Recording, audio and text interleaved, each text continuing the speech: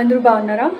బేసిక్గా after a long time నేను travel చేస్తున్నాను అనమాట. సో ఈసారి నేను బర్త్డేకి ఇంటర్నేషనల్ ట్రావెల్ ప్లాన్ చేసుకున్నాను. అండ్ బేసిక్గా ఈసారి సోలో ట్రావెల్ అండ్ నాకు నేనే కంప్లీట్గా ప్లాన్ చేసుకొని వెళ్తున్నా. సో చూడాలి ఎలా అవుతుంది ట్రిప్ ఏంటి అనేది. ప్రెసెంట్ నా ప్రిపరేషన్స్ జరుగుతున్నాయి, సర్దడం అదంతా.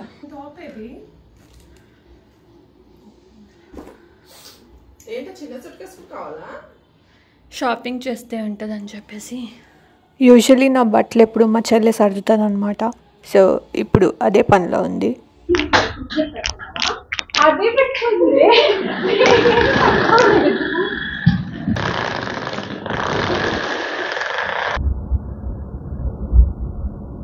ఫైనలీ ఎయిర్పోర్ట్ అయితే రీచ్ అయిపోయాను అండ్ ఇమిగ్రేషన్ అదంతా కూడా అయిపోయింది ఒక 1 అవర్లో. సో బోర్డింగ్ ద ఫ్లైట్ ఇప్పుడైతే. ఈ వీసా తీసుకోవాలి అండ్ ఈ వీసాకి వచ్చేసి చాలా ఈజీ. నేను ఇక్కడ స్క్రీన్ షాట్స్ ఇస్తున్నాను ఎగ్జాక్ట్లీ ఎలా ఉంటుంది ఆ పేజ్ అండ్ ఏమేమి డీటెయిల్స్ ఫిల్ చేయాలి అని చెప్పేసి. బేసిక్గా ఫుక్వాక్ మాత్రమే వెళ్తున్నట్టు అయితే మాత్రం మీకు అది లిస్ట్లో కనిపించదు, ఎందుకంటే అది వీసా ఫ్రీ కాబట్టి. సో మీరు ఏం చేయాలి అంటే లేఓవర్ ఉన్న కంట్రీ డీటెయిల్స్ ఇవ్వాలి అనమాట.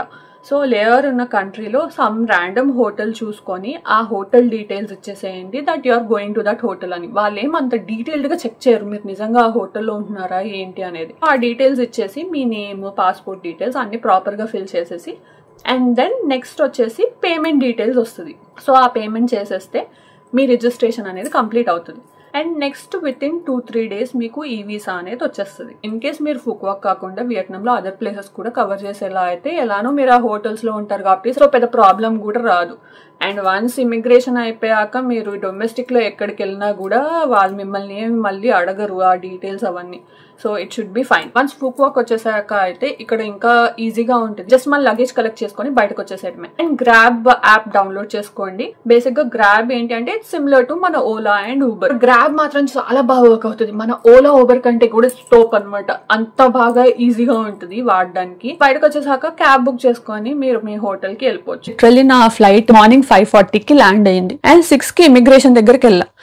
ఎంత లైన్ ఉందంటే నాకు ఆల్మోస్ట్ 1 hour పట్టింది ఇమిగ్రేషన్ ఫినిష్ అవ్వడానికి. అండ్ మళ్ళీ దీనికి లగేజ్ మనకి డైరెక్ట్ గా ఫుక్వాక్కి రాదు, మనం లగేజ్ కలెక్ట్ చేసుకోవాలి, మళ్ళీ రీచెక్ ఇన్ చేయాలి, అప్పుడే అది ప్రాసెస్ కంప్లీట్ అవుతుంది. లగేజ్ తీసుకొని మళ్ళీ డొమెస్టిక్ టెర్మినల్ దగ్గరికి నడవాలి. అది హార్డ్లీ 500-600 meters ఉంటుంది.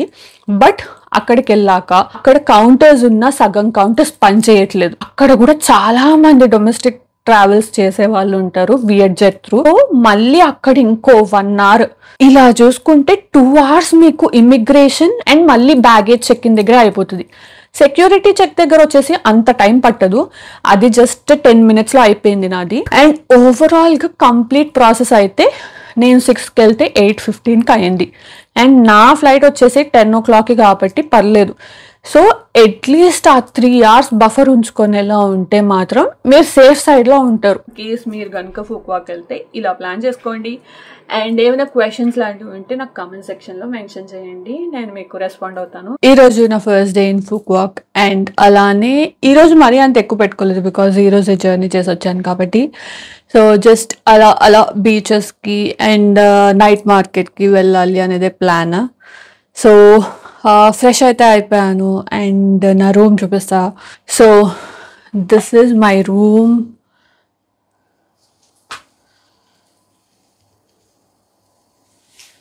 అండ్ అదొక వాష్రూమ్ అంతే.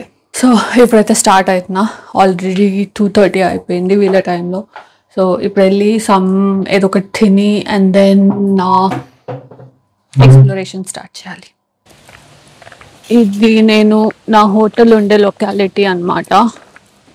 ఇక్కడ ఆల్మోస్ట్ అన్ని రెసిడెన్సీసే, లైక్ చిన్న చిన్న రిసార్ట్స్ అండ్ స్టేస్ లాంటివి. ఒక అథెంటిక్ వియట్నమీస్ రెస్టారెంట్ ఫైండ్ చేశాను. దానికి ఆల్మోస్ట్ 5K రివ్యూస్ ఉన్నాయి అండ్ 4.9 రేటింగ్ ఉంది. సో ప్రెసెంట్ అక్కడికి వెళ్తున్నాను. నేను వచ్చేసి stir fried noodles and coconut coffee order చేశాను అనమాట.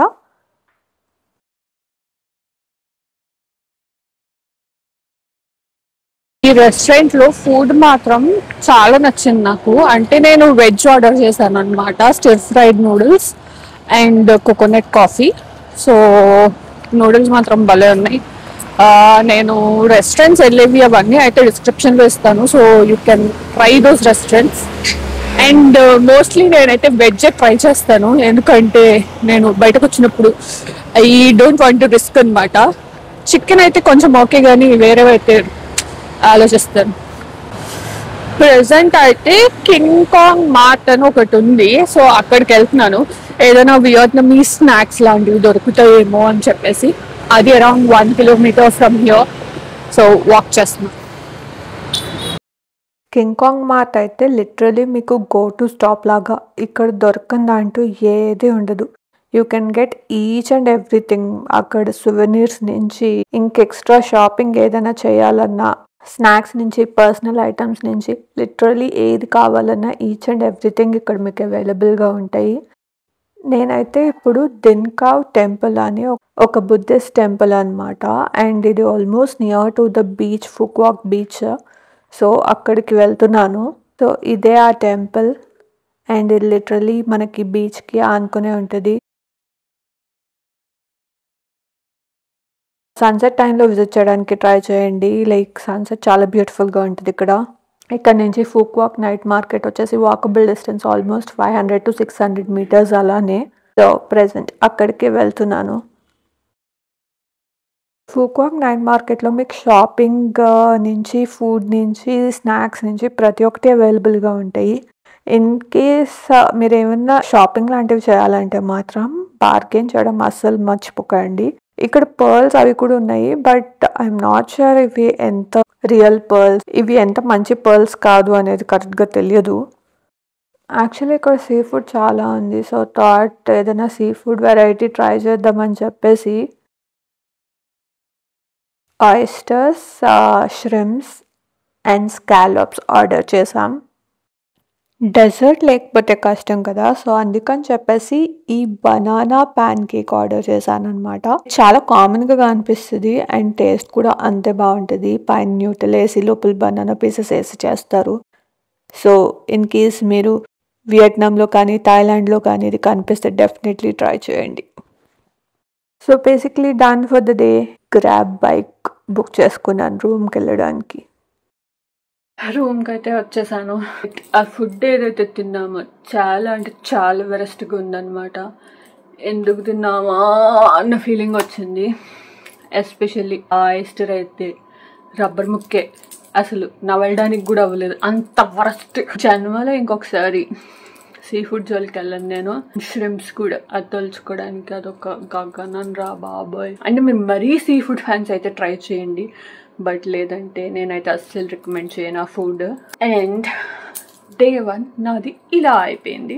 అండ్ డే 2 వచ్చేసి నేను విన్ వండర్స్ వెళ్తున్నాను. సో అది ఎలా ఉంది అండ్ ఏం చేస్తున్నాను అనేది రేపటి వ్లాగ్లో చూపిస్తాను. Until then don't forget to like, share and subscribe to my channel. Tata, bye bye.